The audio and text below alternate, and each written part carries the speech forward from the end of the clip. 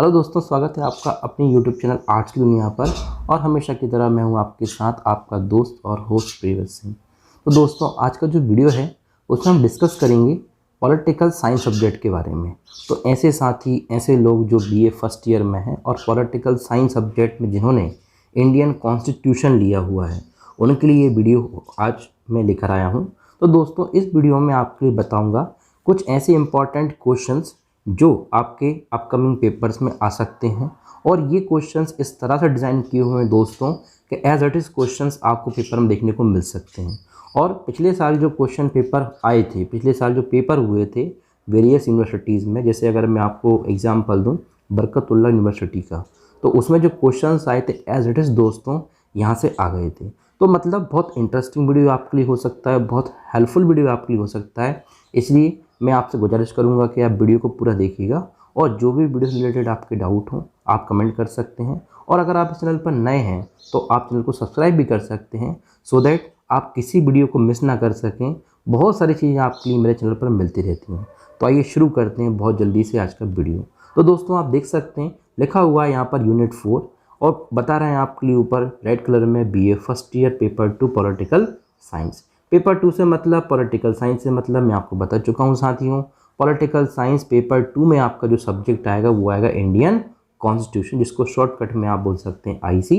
Hindi medium के लिए video already upload मैं कर चुका हूँ, आप प्लेलिस्ट में जाकर देख सकते हैं। डिस्क्रिप्शन बॉक्स में मैं आपको सारी प्लेलिस्ट की लिंक दे दूँगा, तो आप वहाँ से भी जाकर डायरेक्ट देख सकते हैं। तो बात करते हैं क्वेश्चन नंबर 1 की।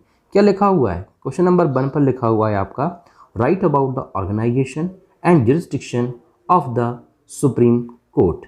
सुप्रीम कोर्ट दोस्तों इंडियन कॉन्स्टिट्यूशन सब्जेक्ट आपका अगर है तो दोस्तों अगर आप सुप्रीम कोर्ट के बारे में नहीं पढ़ेंगे तो कैसे काम चलेगा भाई। तो इसीलिए आपका एक क्वेश्चन है कि जुरिस्डिक्शन और ऑर्गेनाइजेशन, ये दो चीज़ें इंपॉर्टेंट हैं। होता क्या है ये? देखिए, जुरिस्डिक्शन से क्वेश्चन का मतलब ये है आपके लिए कि आपको लिखना है कि सुप्रीम कोर्ट का जुरिस्डिक्शन मतलब कितना एरिया में इसका एक्सपांशन है, कहाँ कहाँ तक सुप्रीम कोर्ट की पहुँच है इंडिया में। तो पहुँच से मतलब नॉट ज्योग्राफिकली बात कर रहे हैं हम यहाँ पर। जुरिस्डिक्शन से मतलब कि सुप्रीम कोर्ट कौन कौन से अफेयर्स में इंटरप्रेट कर सकता है और कौन कौन से अफेयर्स में इंटरफेयर कर सकता है।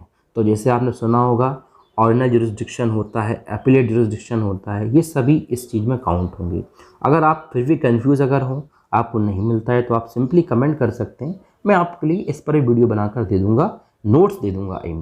बात करते हैं ऑर्गेनाइजेशन की। ऑर्गेनाइजेशन मतलब क्या? इसमें आपको ये लिखना पड़ेगा दोस्तों कि कौन से आर्टिकल में प्रोविज़न है कॉन्स्टिट्यूशन में सुप्रीम कोर्ट के बारे में, किस तरह सुप्रीम कोर्ट बना हुआ है, कितने जजेस होते हैं इसमें, सुप्रीम कोर्ट जो है उसकी हायरार्की क्या है, ये सारी चीज़ें आपकी ऑर्गेनाइजेशन में काउंट होती हैं। तो ये क्वेश्चन आप ध्यान रखिएगा दोस्तों। ये जो क्वेश्चंस हैं इसमें आप एक चीज़ और ध्यान रखिएगा कि लॉन्ग आंसर शॉर्ट आंसर का कोई प्रॉब्लम नहीं है।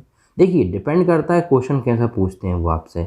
वो आपके लिए सेम क्वेश्चन लॉन्ग आंसर में पूछ सकते हैं, वो सेम क्वेश्चन आपसे शॉर्ट आंसर में पूछ सकते हैं। मतलब आपको तैयारी इस तरह से करनी है, आपको इस तरह से लिखना आना चाहिए कि अगर शॉर्ट क्वेश्चन आता है तो आप उस बेसिस पर बहुत ब्रीफ में लिखें चीज़ों को, लॉन्ग आता है तो आप उस बेसिस पर लेंथी लिखें। तो ये हमारा फर्स्ट क्वेश्चन था। बात करते हैं सेकंड क्वेश्चन की। Describe the role of the Supreme Court as the guardian of the fundamental rights and the constitution. दोस्तों, आपने ये लाइन तो सुनी होगी कि जो सुप्रीम कोर्ट है उसका रोल बहुत इंपॉर्टेंट है हमारे देश में। क्यों? क्योंकि जो फंडामेंटल राइट्स प्रोवाइड किए गए हैं to the citizen of India by the constitution, उनका ये गार्जियन है। गार्जियन आप समझते ही होंगे, एज अ पेरेंट्स काम करता है सुप्रीम कोर्ट, और कॉन्स्टिट्यूशन का प्रोटेक्टर है, गार्जियन है। तो इस बारे में आपके लिए बताना है। ये क्वेश्चन भी बहुत इंपॉर्टेंट है, मोस्ट ऑफ द टाइम दोस्तों पूछा गया है। बात करते हैं क्वेश्चन नंबर 3 की।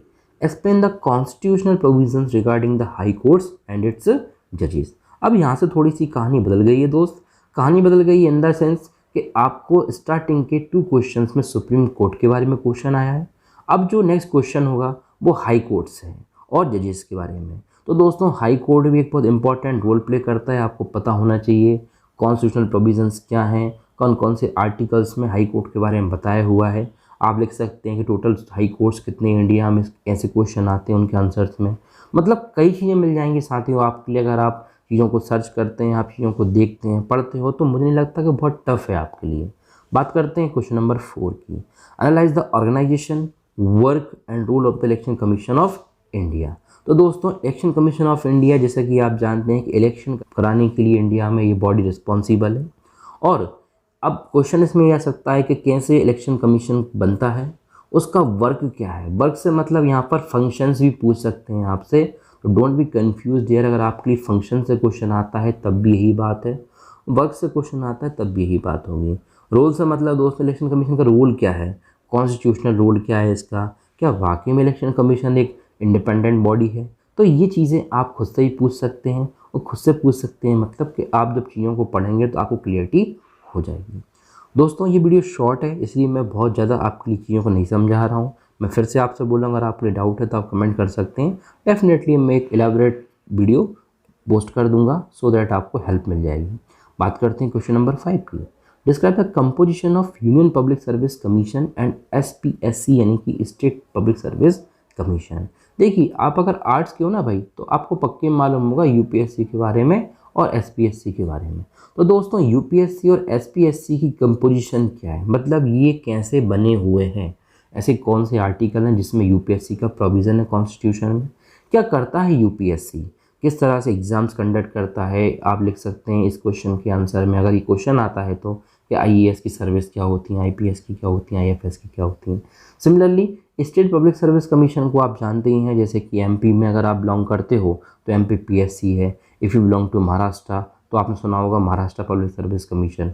तो इस तरह के क्वेश्चन आपसे पूछे जा सकते हैं, इसलिए आप तैयार रहिए। बात करते हैं what are the functions of the Union Public Service Commission. देखिए क्वेश्चन में कुछ चेंज नहीं हुआ, बस मैंने क्वेश्चन को थोड़ा सा बढ़ा दिया। मैंने इस क्वेश्चन में आपको कंपोजिशन बताया हुआ था, कैसे फॉर्म हुआ है UPSC। यहाँ पर मैंने बता दिया फंक्शंस क्या हैं, क्या क्या काम करता है UPSC, आप ध्यान रखिएगा। नेक्स्ट क्वेश्चन SC ST के बारे में। क्वेश्चन नंबर 7 है SC के बारे में पहले, कि describe about the national commission for schedule caste. दोस्तों बहुत इंपॉर्टेंट ऑर्गेनाइजेशन है, और जैसा कि आप लोग जानते हैं कि कॉन्स्टिट्यूशन में एक होती है स्टेचुटरी बॉडी, दूसरी होती है कॉन्स्टिट्यूशनल बॉडी। तो ये जो NCSC है ये कॉन्स्टिट्यूशनल बॉडी है, मतलब संविधान जब बना था, जब कॉन्स्टिट्यूशन बना था, that time this commission was formed in the constitution. तो इस वजह से इसकी इंपॉर्टेंस बढ़ जाती है।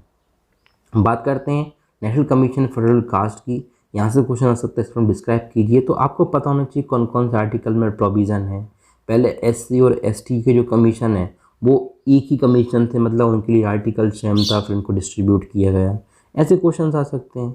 लास्ट क्वेश्चन है Madhya Pradesh public Service commission, यानी कि जो SPSC है वहीं से क्वेश्चन है ये, कि Madhya Pradesh public Service commission MPPSC क्या है। तो यहाँ से भी क्वेश्चन आपके लिए मिल सकता है। दोस्तों क्वेश्चन आ सकता है आपको national commission for backward class, national commission for women right, women commission, ऐसे क्वेश्चन मतलब हो सकते हैं। तो कहने का मतलब मेरा ये साथियों कि अगर आपने सिलेबस नहीं देखा हुआ है BA फर्स्ट ईयर का, तो भाई क्या कर रहे हो यार, सबसे पहले सिलेबस देख लो। सिलेबस सबसे इम्पॉर्टेंट है। सिलेबस से आपको एक आइडिया लग जाएगा कि हाँ ये चीज़ें मुझे पढ़नी है, ये टॉपिक्स मुझे पढ़ने हैं। उस बेसिस पर वीडियोस देखो, उस बेसिस पर तैयारी करो तो मज़ा भी आएगा, तैयारी भी बिल्कुल स्मार्ट तरीके से हो जाएगी। क्योंकि आर्ट्स में भाई पूरा स्मार्टली वर्क करना पड़ेगा, तो बहुत ही शानदार नंबर ले आओगे बहुत ही कम टाइम पीरियड में। मिलता हूँ ऐसे किसी नेक्स्ट वीडियो में बहुत जल्द, तब तक के देखते रहिए आर्ट्स की दुनिया। जय हिंद, वंदे भारत।